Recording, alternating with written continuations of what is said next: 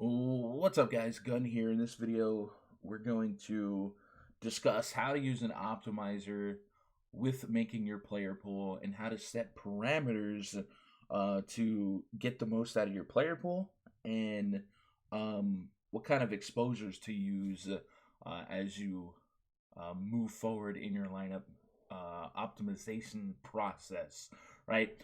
So it doesn't matter what optimizer you use per se. I think every optimizer is going to have the basic stuff that I'll be doing in this stream. There's so many optimizers out there.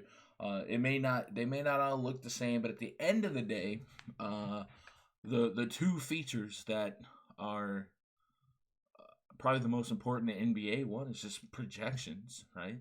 Because all optimizers do is project highest scoring lineups, and two is randomization, diversity. So in Fantasy Labs, I use this diversification slider. Some optimizers use randomness based on percentile of outcomes or what have you. But these are the two main features that you're gonna probably need to know about for scripting multi-entry. The next thing I want you guys to know or to consider is that the process is a little bit different from 20 lineups to 50 lineups to 100 to 150 lineups, right? So in 20 lineups, you can definitely have a ton of fingerprints on your lineups and have a plan. What I like to do in my 20 lineups, for whether it be NFL, NBA, whatever sport it is, I usually either do a 5x4 or a 4x5. So what I mean by that is, I guess I pull up a notepad here. Notepad. So if I go with the 4x5, basically I'm saying 4 of this group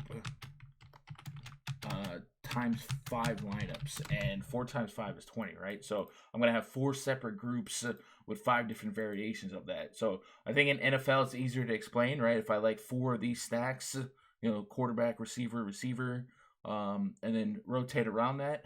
And that's kind of what I wrote out in Showdown as well. Or 5x4, where if I can't decide on just 4, maybe I want 5, I'll do 5 of a group times 4. You could I do that in NBA as well, depending on how big the slate is. If I like a certain game stack, I'll do 4 of this game stack versus 4 of this team stack. You know what I'm saying? So it's not just all random names and numbers scripted together. I like to still honor and appreciate the importance of correlation in lineups. I think we've definitely, if you guys played baseball, you've learned the value of correlation in a game. And then football is another strong correlation sport where you realize that a lot of point creation is dually beneficial. I would say that quarterback to a wide receiver, base runners on and a home run, right? RBIs and runs scored. And then in basketball, there's a lot of correlation between players. Blocks turns into a rebound for a teammate or an assist for a bucket. It just is. And I used to didn't really honor correlation a whole lot in NBA. But even in a more broader sense, a game stack, strong correlation. You're running a couple of guys against each other. You don't have to do that in every lineup, but the idea is there. If you got a game out there that goes to double overtime, well, you probably want some guys from both sides. So running people at each other isn't the worst idea in NBA. And doing the 4x5 and the 5x4 kind of process for 20 entry is kind of how I do that. Now, when I broaden my horizon from 20 lines to 50 lines to 100 lines to 150 lines, I can kind of keep the same concept of liking certain groups, but I can go a little bit broader and make some more, we'll say, less optimal plays, because unfortunately, as you make 100, 150 lineups, you're probably going to start rostering people you would never roster in single and 20 entry, and it feels less optimal. But we know with the variance of DFS, with the variance of how slates play out, less optimal plays can end up being the nuts, right? So, all right, let's back it up. I think we went. No, I guess we didn't go too forward. Let's back it up to the initial process of creating a player pool. So I opened up my Fantasy Labs from November 20th, 2019. I already had to go back and delete all my lineups and delete all the mins and maxes. And I'll show you step one to whatever step. So the first thing I do when I open up my optimizer is simply go to the quick actions and unlike all. And I'm sure whatever optimizer you might use has a similar thing. Can I maybe zoom in on this a little bit, make it a little bit better? Man, it looks so rough on me though. I think it'd be all right. Right, you guys get it? Maybe you guys can zoom in. I'll zoom back out. Uncheck all. So basically what I did was I removed every player from, like, if I go to script the lineup right now, I can't. Why? Because there's not an eligible player in the pool, because I took every player out of the pool basically. If you are using some optimizers that have an exclude button, be careful with that, because sometimes players that we exclude early, like if I uncheck all right now, I might come back later and want them to be back in consideration. So some optimizers will have an exclude option and just kind of like deletes them, unless you know how to easily go retrieve that player back. Be careful with that. I know some optimizers will just do like a like function or whatever, but I use labs. So labs, I just unlike them all, and now I need to start adding players to the pool so the optimizer will know what players to optimize around. So we have a filter teams button over here. I'm sure every optimizer probably has some type of feature where it can break it down team by team, game by game. It's kind of weird looking at it in retrospect right now because we have the finals and whatever. But it's still the same idea, right? So basically, at this point, I've already broken down the slate. Maybe I've already done my stream. And I'm like, all right, I remember liking this. I will go through every single team and double check to make sure that guys that I thought could be plays are in the pool. So yesterday, I didn't really have much love for the Knicks and 76ers. I think on the 76ers, I would have just played Joel Embiid. So I would come through and I would check him off, but I wouldn't check anyone else off because I don't want any exposure to them. And I would just go game by game. I really liked the San Antonio and Washington game. It had an extremely high total. So I want to come through and I want to get exposure. So if I wanted to stack this game, who would I want? Well, I definitely want DeRozan, Aldridge, DeJounte Murray, Rudy. I don't know if I wanted Rudy Gay. Jakob Poeltl drew a surprise start, so we want him. Maybe some Bryn Forbes. Patty Mills. You got to think, in a game stack, anything could pop off, and everyone's cheap enough to be in there. This is not saying we're definitely playing everyone, but we want them in the pool for now until further notice. So these are probably the 6 guys I was most inclined to play: DeRozan, Aldridge, Murray, Poeltl, Patty Mills, and Bryn Forbes. So we put them in the pool. Then we go to the Washington Wizards, and we knew that they were projected for a high total. San Antonio's defense isn't great. So we like Bradley Beal. We probably wanted a little Thomas Bryant, maybe a little Isaiah Thomas. I like Davis Bertans, shoots a lot of threes against a team that doesn't defend the three well. And maybe some Troy Brown. It's pretty cheap. Rui Hachimura, kind of on the fence here. Maybe we throw him in there just for the heck of it, depending on how many lineups are running. And we'll throttle that going forward. So I got 6 Spurs, 6 Wizards. Boom. All right, now we're in position for a game stack, but let's keep making our player pool going forward. The Golden State Warriors. So Draymond Green got ruled out, and that created a lot of minutes and opportunity. And I'm speaking from a past tense experience, knowing that the Warriors sucked in this game. But pre-flop, all right, we just got minutes and opportunity for Alec Burks, Eric Pascal, Kai Bowman, and maybe even Glenn Robinson third. So we'll add them in the pool. Amari Spellman at 3,300, he's a maybe, so we'll throw him in there.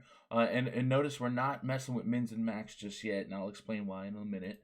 And then we go to Dallas. Well, we definitely want Luka and Porzingis. Those are usually the only 2 guys I'll ever play from Dallas, unless there's a specific reason, like a couple guys are out. So we'll put Luka and Porzingis in the pool, and let's just speed it up here and speed up the process. Just go game by game, create a pool. Giannis, Bledsoe, Brook Lopez, nobody else. Bam, keeping it going. Trae Young. We like Trae Young. I don't really want anyone else from the Hawks at this point. Didn't want anyone but Jonathan Isaac from the Magic. From the Raptors, we can make a case for Van Vliet and Siakam, but we don't have to push the issue. But we want him in the pool. On the Cavs side, I didn't want nothing from there. I didn't want nothing from the Heat. Let's go to the Hornets. This game I liked. We go Devontae Graham, Terry Rozier, and maybe a touch of PJ Washington. I don't trust Cody Zeller at this point, but I do kind of like this game stack idea. But let's just leave it at like this for now. And then go to the net side. We love Spencer Dinwiddie. We love Jared Allen, and then we'll even have some Prince. Not gonna force anyone else in for now. Utah Jazz, gotta like Gobert, Donovan Mitchell, Mike Conley, Bojan. Maybe we'll put him in the pool. Maybe we'll come back and rethink that. Minnesota, we like Cat, and we like Jeff Teague.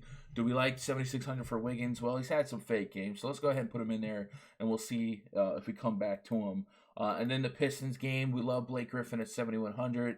Drummond under 9K is worth a shot or two. Derrick Rose is back in Chicago, but I don't think we're going to need him because I think we like what we have in Spencer Dinwiddie. Bruce Brown, Langston Galloway, I don't need those guys. Chicago Bulls, do we love anyone here? I don't think we do.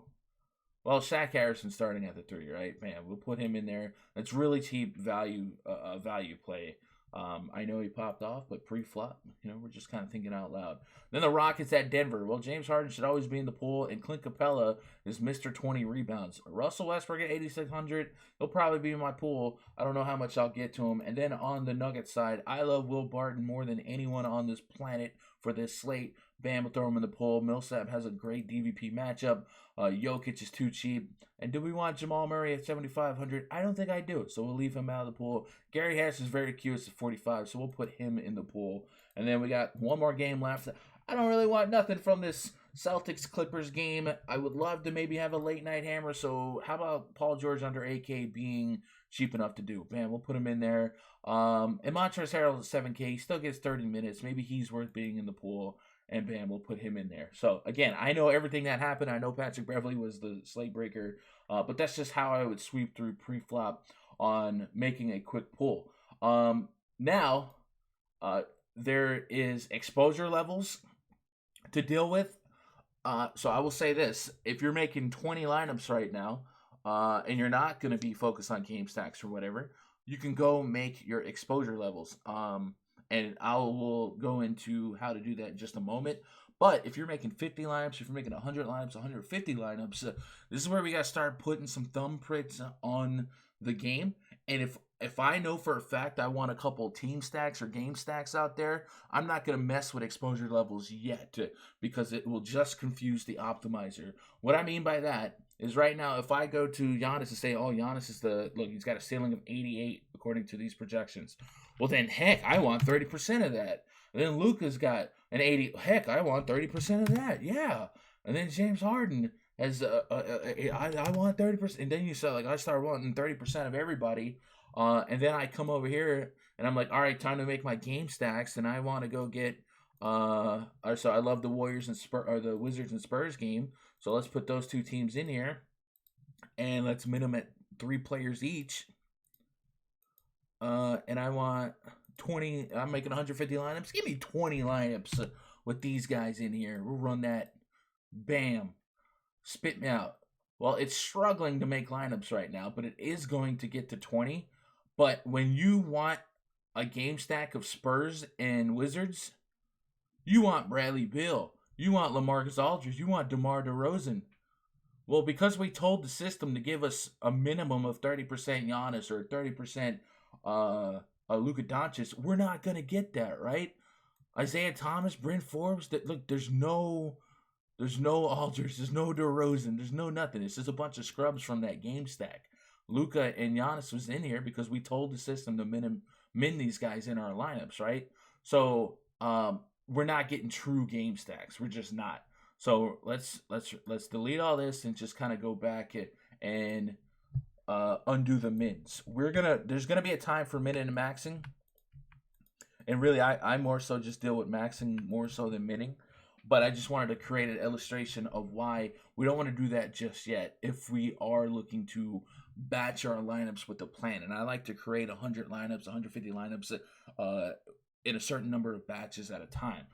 So before I set any mins and maxes, I want to go get my game stacks out of the way, my groups out of the way, before and then work from there. So I love the Wizards and Spurs. So we'll go back to that and get that going. So I probably, if I'm running 100 lineups and I love this game that much, there's a good chance that I'll dedicate 20 lineups to it, because I think the players will be in my pool eventually, so I will have exposure to that even in the non-game stacks.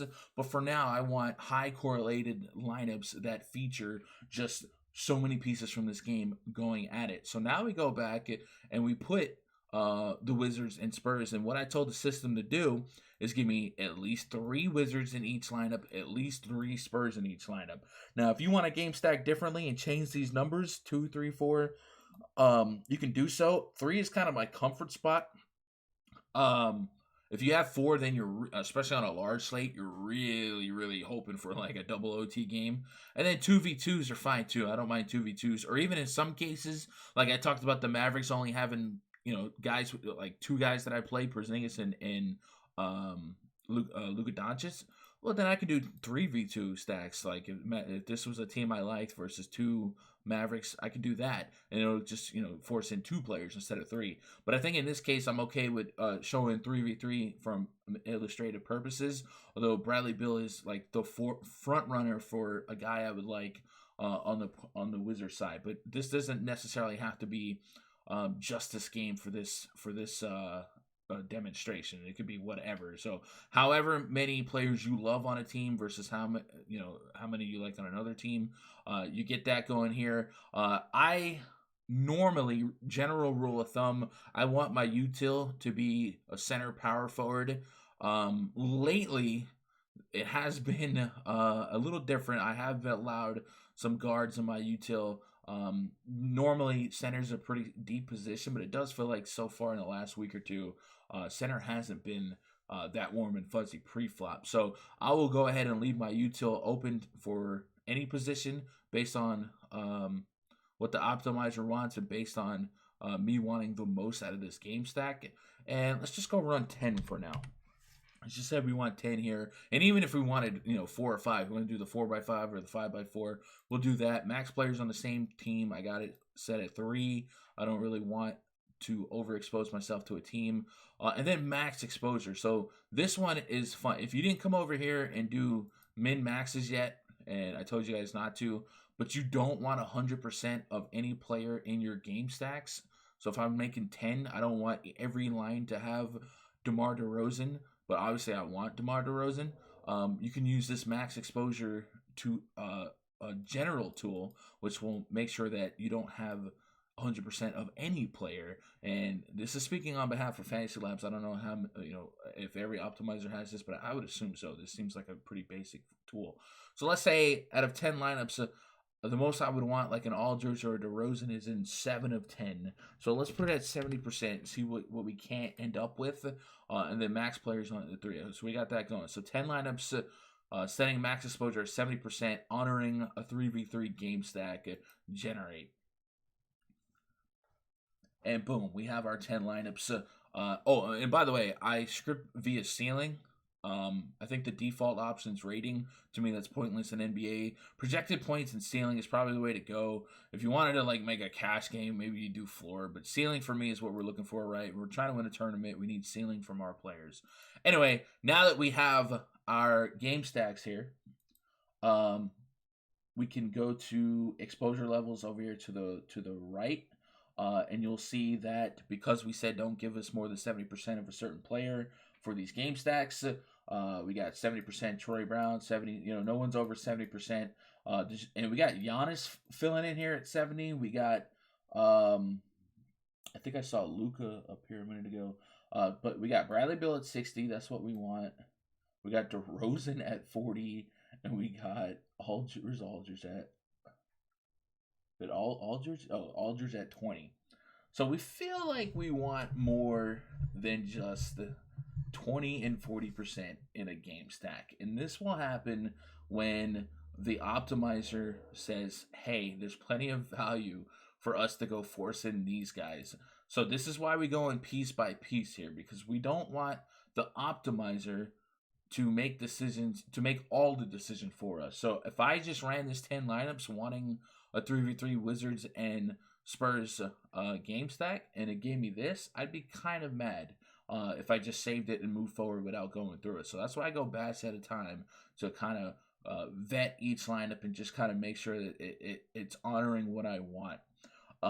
Because it did this, I can now go manipulate it to go and give me min of DeRozan and Aldridge, because I can already tell that it's not going to love these guys when guys like Doncic and Giannis and what have you are also in the pool. So I'm going to come over here and I'm going to min DeRozan at 50% in the game stacks.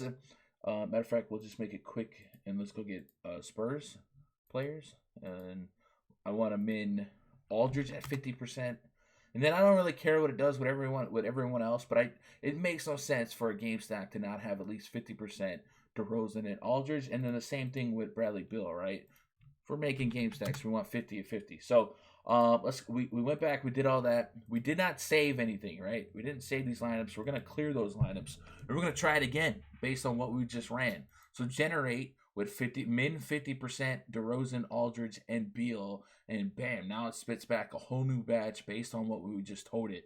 And these are starting to look a little bit better. We still get Giannis and Luka in this lineup, but we're looking for the Bradley Beals, the DeRozan, the Aldridge lineups, and we've got, let's see, let's go find one with DeRozan here. We got Bradley Beal and Giannis in there. We got Aldridge here. So you still get Beal versus Aldridge in a 3v3, and you fit in a high scorer like Giannis. DeRozan here, Aldridge here. So you're still getting them, and you're getting Luka here. So now it's starting to look a little bit more better. It's starting to look a little better in that it's giving us the idea of the game stack with the big beefy players from that game, while still honoring our player pool, right? It's still going to give us the studs that we like elsewhere because we've already approved those guys to be in there, right? And we still had it on 70% max. So Bradley Beal versus DeRozan is in our lineup here, and then we still get guys like Clint Capella, who's Mr. 20 rebounds. We get DeRozan here, Bradley Beal, and Aldridge. So here's a lineup with all three. And if you love this game that much, and those are the three guys you have to have together. By the way, I love that it gives me Dinwiddie as well. Jakob Poeltl. Oh, I love this lineup pre-flop, right?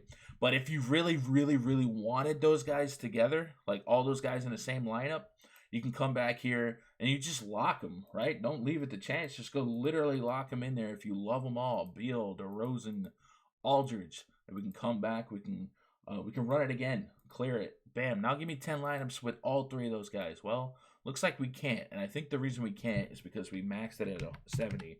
So let's go put it at 100.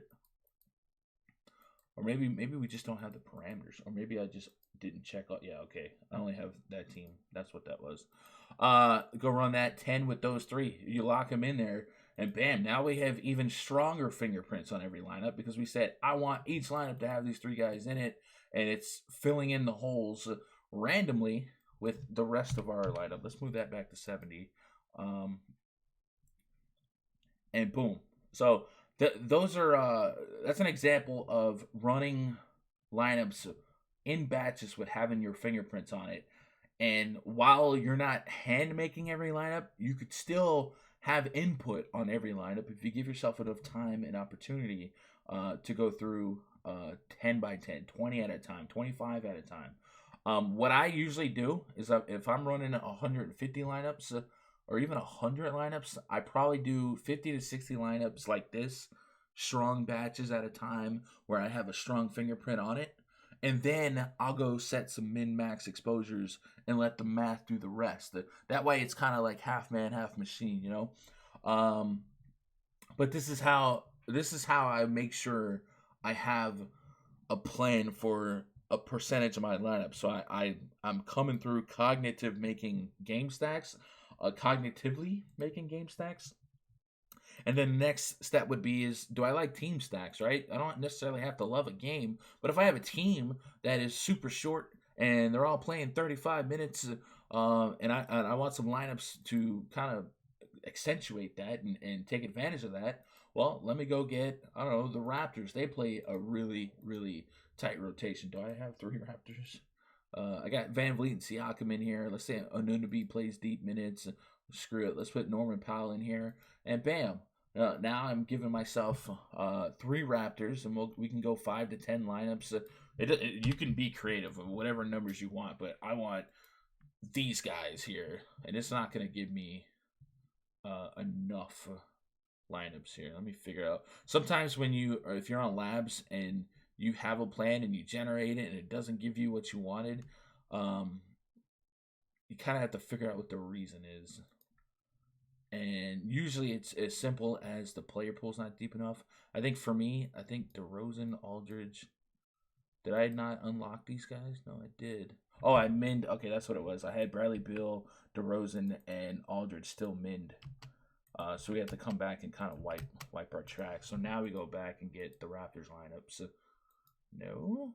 Question mark? Oh, you know what it is? It's because we have max exposure at 70%. And we only checked off like 4 guys, and it's just mathematically impossible. So now we go do that, and we'll get 5 lineups. So you kind of just have to like play with it, script or batch by batch. And since we told it, hey, we want at least 3 Raptors in each lineup, take advantage of the minutes with our player pool, and then you start looking, we're seeing the Van Vliets, the Powells, the Siakam. Those are 3 of a beefy Raptors names, and it's still gonna give us the minute floor without Draymond for Burks. We got Giannis, and then Spellman and whatnot. So let's just take that out. You guys kind of get that, right? You guys, I don't need to do another example. If you want to go game stacks or team stacks, that's kind of how you do it. That's how I do it with labs. So, now let's go talk about letting the machine go make our lineups. By the way, whenever you make lineups that you like, if you like the 10 lineups, like the game stacks, you make sure you save it. And on labs, it'll save it, and then you'll see that you have 5 lineups ready to go. And you're waiting. If you're making 150, that's when you know. So that's a great way for it to do the math for you. But I don't really care about this lineup, so I'm gonna delete it. But I just want to make sure you guys are saving your work. So now let's talk about min-maxing, because this is how you let the math do the work for you in a larger bunch of lineups. So I've already gone through, if I'm making 100 lineups, I've already gone through and made my 10 Wizards Spurs game stacks, my 10 stacks of this group. Let's say I loved Luka and Giannis. Give me 10 lineups with these 2 guys in it and see what you got. Spin it, spin it, spin it. Now I want the optimizer to take my player pool and take the human element of man crushing, too much exposure to like a Rodney Hood, right? And add and just do what you do. Here's who you can use. Do what you do based on math and my min maxes, right? The first lesson on minning and maxing a player, which if you guys are really really new, it's you telling the optimizer, I want the minimum percentage of this guy. So Terry Rozier, if I put 20 and I go make 100 lineups, a minimum 20 lineups are gonna have Terry Rozier if the optimizer can make that work, and it should be able to based on right now, right? And if I max it, let's say I don't want no more than 30 though, no more than 30% of lineups will have this player. So that's a great way to throttle and govern exposures to a certain player who maybe is volatile. Like Omari Spellman is 3K-ish, and he pops up now. It's a great value play. But do I want to, so like Spellman, right? Let's do points per salary, or Alec Burks. Just as an example, we made the player pool. Let's go run 100 lineups based on ceiling. And I have diversification at 0.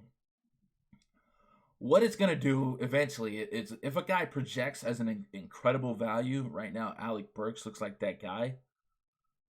Well, the math is going to give us way too much of that guy from a risk tolerance standpoint for me, and just from a logical standpoint, because all the computer's doing is taking the projection, the ceiling, and making the highest mathematical potential for each lineup. So if we don't put a max on it, we're probably going to end up with close to 100% Alec Burks here, maybe even guys like Kai Bowman or Shaq Harrison. We're going to have some fringe value plays that we just don't need that much of. And it is struggling right now to come out. I guess it's because it's such a large slate. But you'll see on Labs that where it's at in terms of generating lineups and the average ceiling of scores for the lineups.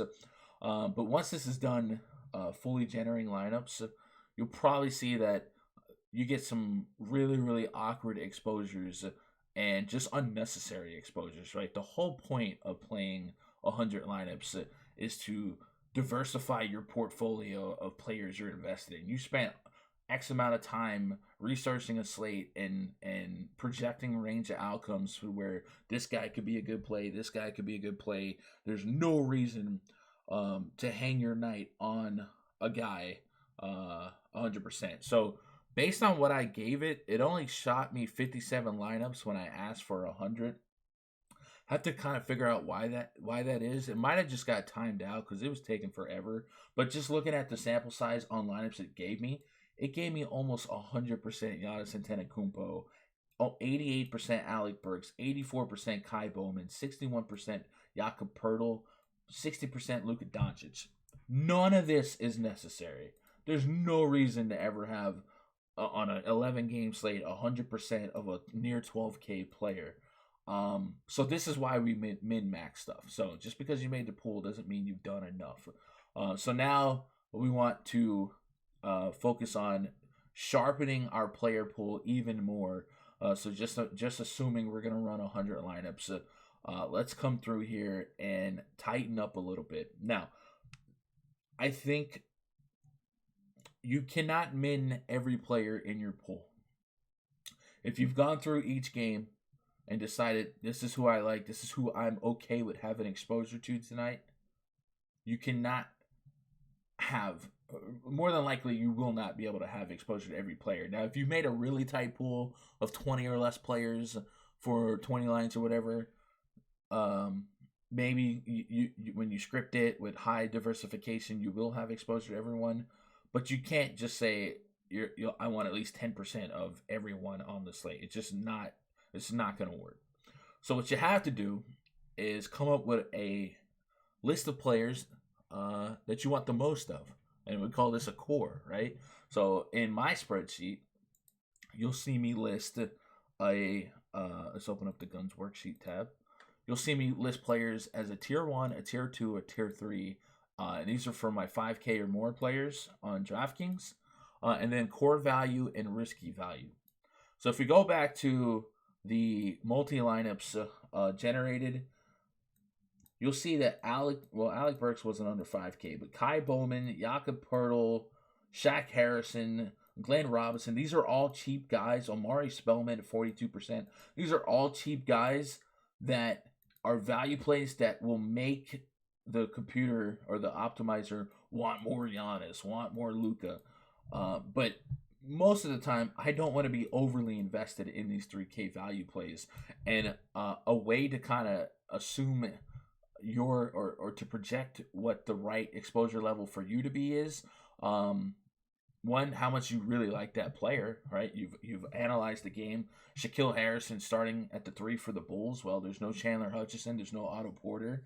Is he going to get 25, 30 minutes at near 3K? Yeah, all right. So I'm okay with having a decent chunk of that. So maybe I put him at 20%. Jakob Poeltl drew a start, right? For the Spurs here. They're shaking things up. He's against the Wizards, so we'll put him in there. I know I had Patty Mills in here as a core value play last night, so we'll put Patty there. He also drew a start over DeJounte Murray, and then I don't know. Let's just say we like Shaq Harrison as well. Well, these are our core value plays that I'm willing to have a lot of, and depending on how many lineups I'm willing to go 30 to 35%, 40% if I have to. And the higher percentage I'm willing to have of a player is more so based on the player's ownership projection. You'll see in Discord chat, people post projected ownerships. Your optimizer might also have that feature built in. In this case, if we go to projected ownership on Fantasy Labs, you see Alec Burks is up there, Kai Bowman's up there. So maybe if you like these guys, right? If you like Kai Bowman and you think and your source is telling you that this guy could be 30+% owned, well, maybe you want to start at 30% to kind of match the field. And if you really, really love them and you wanted to get leverage on the field, you go 45%. You get more than what the field's projected to be. But I don't like to have more than 45% of anyone that's not a core player that I love, warm and fuzzy. Or if it's just like a can't miss value play. So for me, I kind of feel like Patty Mills is a can't miss value play. He's part of my favorite game stack. So I'm comfortable putting him as a core value play. Shaq Harrison's super, super cheap. I don't know that I necessarily feel strongly enough, but for now, I'll leave him as a core value play. And then Jakob Poeltl. And then we have some more fringe players. So I don't like Kai Bowman as much. So I'd put Kai Bowman as a risky value play. And then we start naming off some more risky value plays. Amari Spellman, guys like that.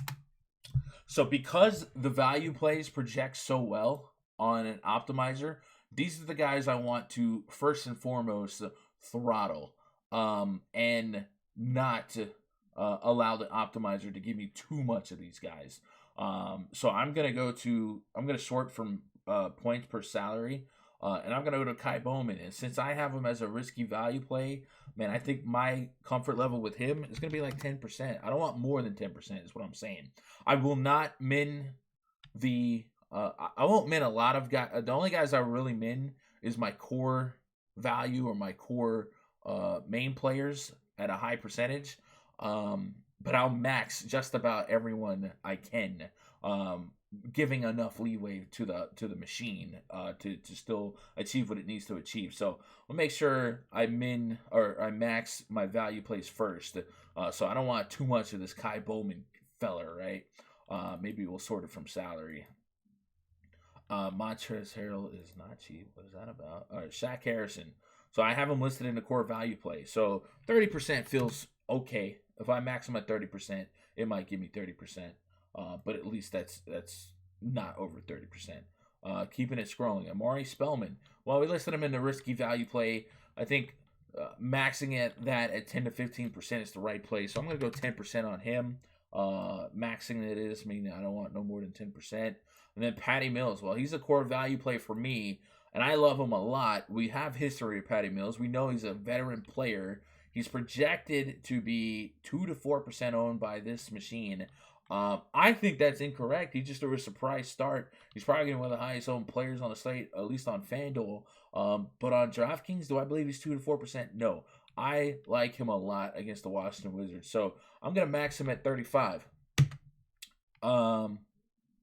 And I wouldn't feel the worst if I maxed that at 40, because the lower the price, the better the spot, the more risk-reward balance is there for me. And there's not a whole lot of ways for Patty Mills to kind of mess with me there. Jakob Poeltl, 4K center. Didn't love center. We didn't check off a lot of centers. I put him as a core value play.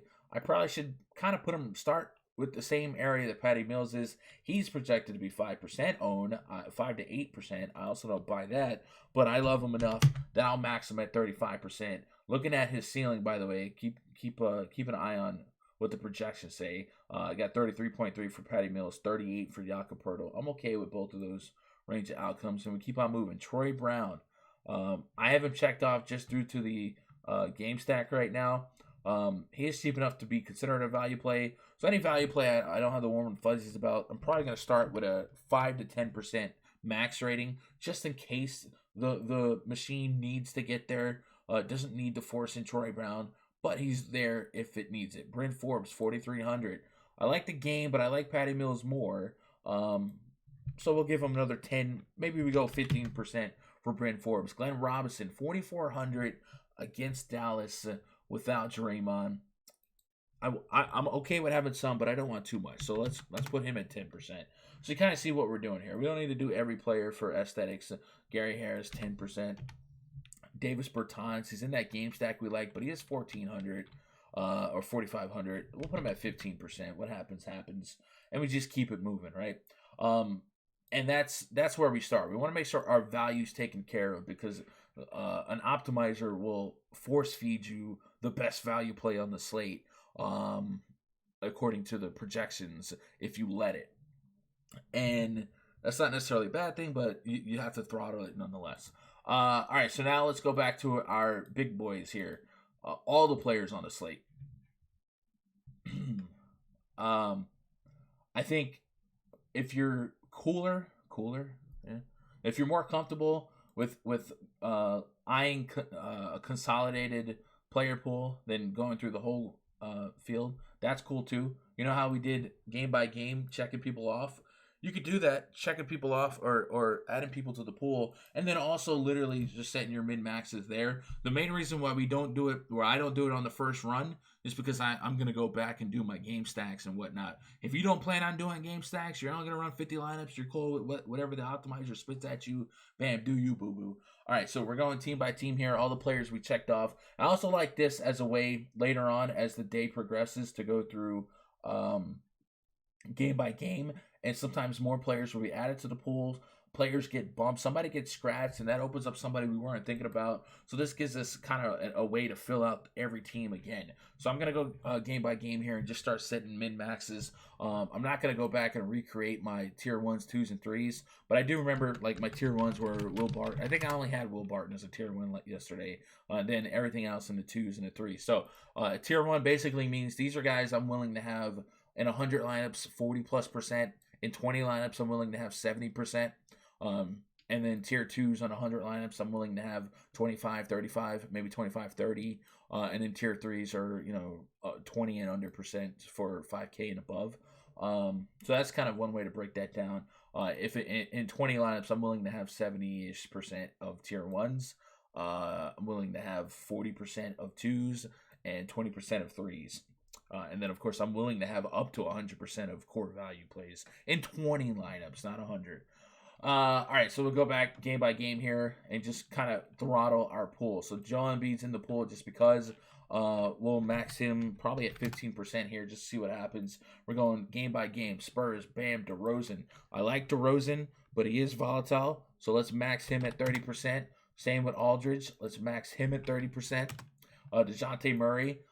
He's a curious case. I think the optimizer may leave him off if I don't min him as well. So if I'm about to go run a 50 batch, I want to max DeJounte Murray. I want to max him at probably 15%, but I still want to beat the field to him on 1 is 30 minutes, at 2, since in this game he didn't start, his usage goes near 30% without Aldridge and DeRozan or without one of them off the court. We did that math in the Discord yesterday. So I want to min him at 10%. And I'm willing to wiggle these mins and maxes later on, but that's where I want to start. Basically, I want to make sure now I'm making a note to have DeJounte Murray. And there's 2 ways we can accomplish this. We can do a min of X amount %, or we can go manually set his ceiling to higher than what it is. So if I go out there and I put a 60-point ceiling on DeJounte Murray, I don't need to min him because the math is going to give me, whatever I give it at 15%.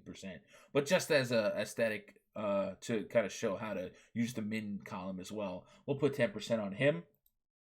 And then on the Wizard side, Bradley Beal. We love Bradley Beal today. Let's put him as a max of a 30%er as well. Thomas Bryant, a little bit more volatile. We'll put him at a max of 20%. We'll put Isaiah Thomas at a max of 15%. Rui Hachimura, 15%. And we're just kind of feeling this by player, right? Just how your gut is telling you. So we're not necessarily keeping a strict, hey, I got to have at least 20%. We're kind of setting caps. And obviously, if you're 15 on 20 and under percent, you're going to qualify as a tier 3 play. But you could put somebody at 18%. You just get random with it. Who knows? And then the Warriors side. So Warriors opened up as really late value yesterday with Draymond got rolled out. They were really big underdogs, and there's some pretty decent prices. So I'm going to end up liking Pascal and Alec Burks a lot based on a lot of things. The main things I'm loving here is the minute projections. 36 minutes, 35 minutes for Pascal Burks at under 6K. Yeah, we want that. And the ceiling is right, 44, 49. So let's make sure to put a governor on that. And I'm probably willing to go 30% on these two just because they're gonna fall in lines that probably make a lot happen. And we can just recheck, make sure there's nobody else added. Yeah, okay, boom. Keeping it going. Luka Doncic and Kristaps Porzingis. So Doncic is somebody I'm willing to have upwards of maybe 45%. Now Doncic is one of the guys on this slate, and in every slate, there's going to be guys that are exceptions to the rules based on their ownership projection. So on any slate, the guy that could be the highest scoring player, whether it be a Giannis, a Harden, a Doncic, we want to make a decision that's true to his ownership projection. And what I mean by this is if I like Doncic, but I don't love Doncic, it's kind of counterproductive or counterintuitive for me to max him at 10%.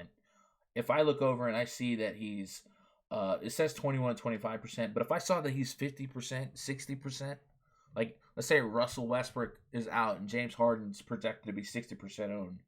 If I come over here and I list him at 10%, max 10%, what the heck am I doing? And I'm not saying we should master. I'm saying, what's the point of even having him at 10% if the field is going to be at 60%? You're not going to gain any leverage on the field. And if he pops off and you only have 10%, you're losing anyway. So the big boys, I tend to really, really be cognitive of their ownership projection. And I want to make sure that I'm in a position to leverage myself to the field or make sure I'm with the field, depending on my interest level in that player, my comfort, my gut feeling. So in this case, I love Luka Doncic. He's a 14-point favorite at home, but this guy's severely underpriced. So I'm willing to go up to 45% of him in 100 lineups today, and in 20 lineups he might even float up higher. And the Porzingis is 7K. You know, his median range of outcomes probably somewhere in the 40s. So let's just max him at 25%. If he falls, he falls, right? And then we keep going. Giannis, the same song and dance here. So Giannis is a better example. In this particular slate, he's projected to be higher owned than Luka Doncic, 26 to 30%. Same thing. It's not worth me having 5 to 8% of Giannis if the field's going to be at 40%, 30%.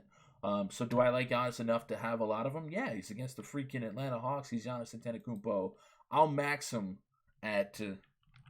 I don't know. I'll max him at 40. Yeah, I'll max him at 40 here. And then Bledsoe, we'll max Bledsoe at, let's go 20 on him. And then the center's kind of thin, so I'm willing to go up to 25% of Brook Lopez right now. And we keep it moving. Trae Young, you guys know we have the 20% rule of Trae Young, right? At RunDFS.com. If you really want to honor the Trae Young percentage, you could just like min them at 18%, max them at 22%. The reason I don't like to min max the same exposure because sometimes it will be impossible. So giving it a little window of breathing room for Trae Young is fine. So min 18, max 22, or you can just max him at 20%. And his 70-point ceiling probably flows in there anyway. Keeping it going to Orlando Magic, we like Jonathan Isaac. We're gonna max him at 20%. Toronto Raptors, Siakam.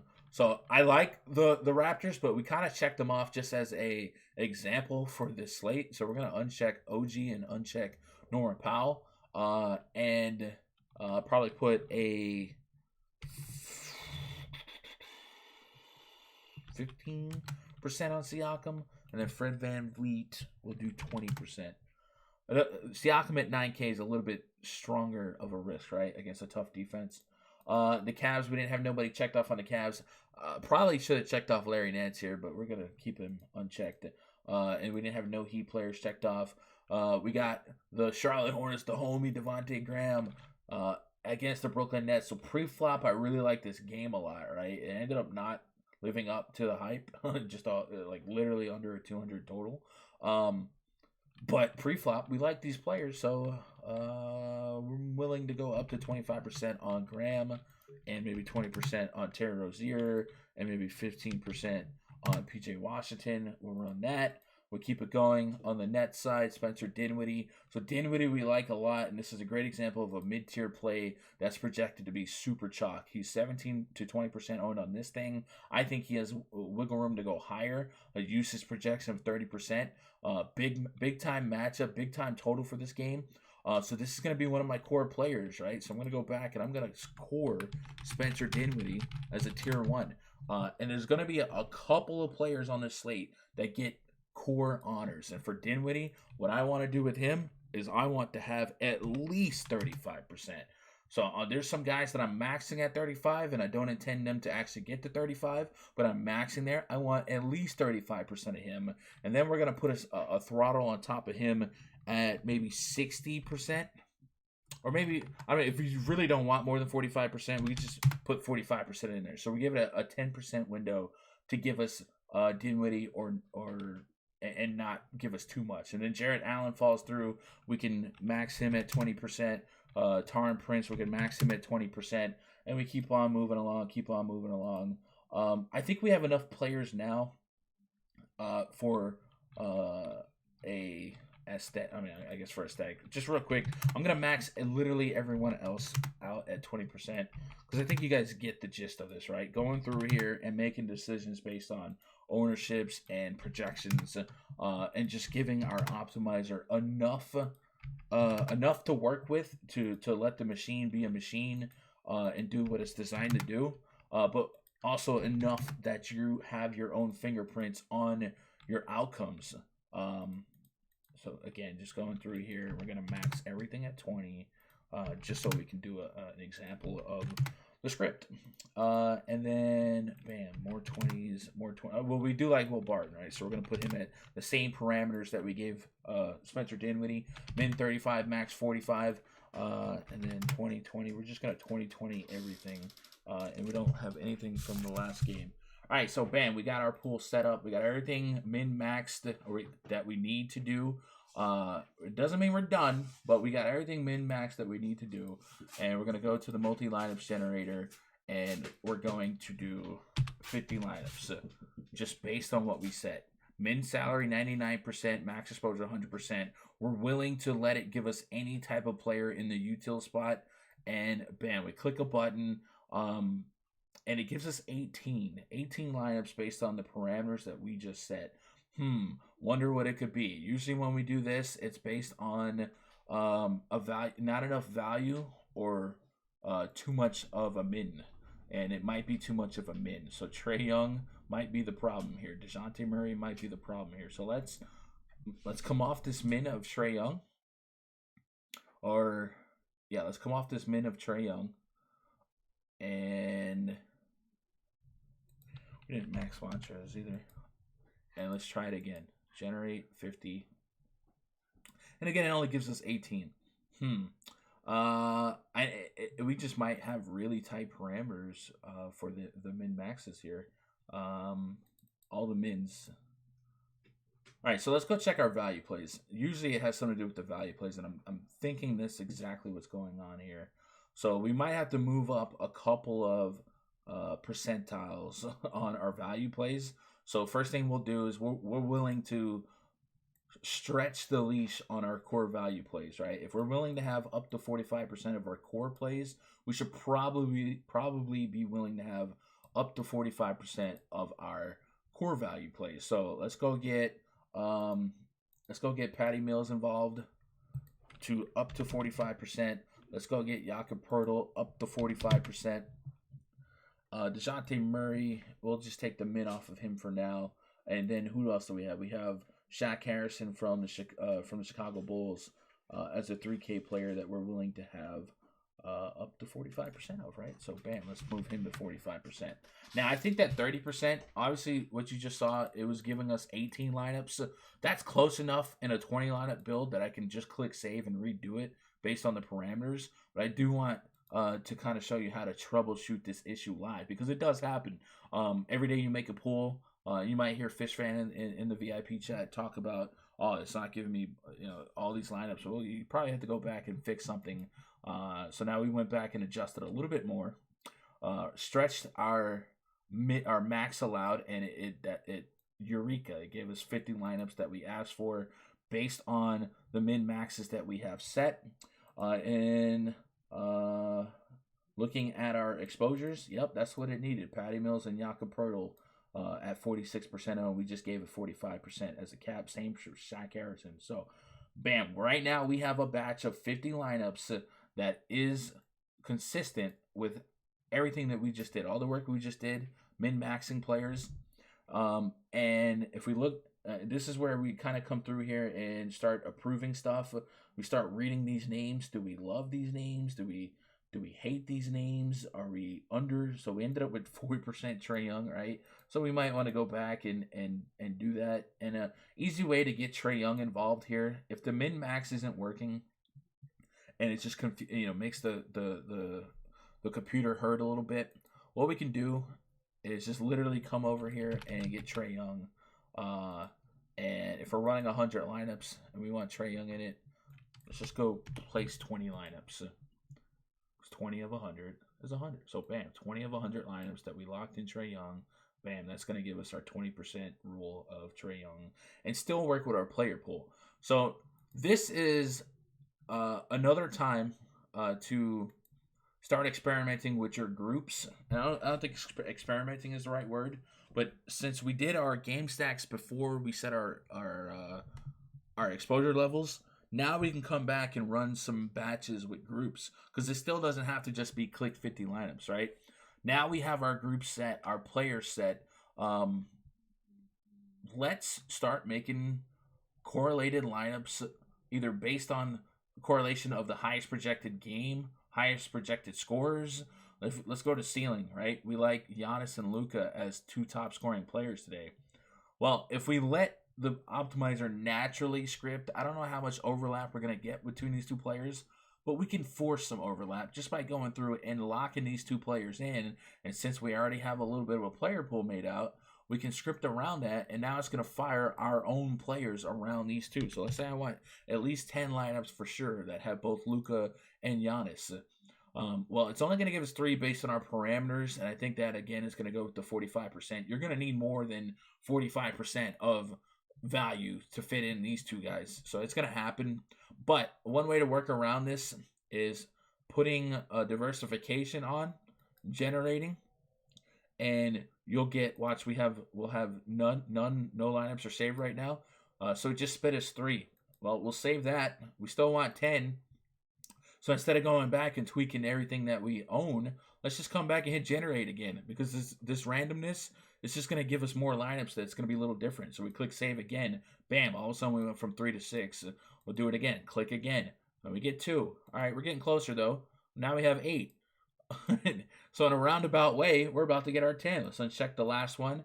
And boom, now we have 10 lineups based on Giannis and Luka Doncic being in each one of those lineups, and kind of working within our parameters, and at least working within our pool, right? And then that's pretty much it for that, right? So that's how we make a pool. That's how we carve out a pool, and that's how we put our fingerprints on it. You only have to do maxes, but if you are sinking your teeth into a core of players, I definitely encourage you to min the players that you really, really love tonight, that you want to build around. And for me, my tier 1s would have been Spencer Dinwiddie, Will Barton. I want the most of these players to set a table for the rest of my lineups. And then, you're just not always going to get everyone else. So if we go to, let's say we're just making 150 lineups straight up based on what we created. Let the optimizer go make these lineups. Tick, tick, tick, tick.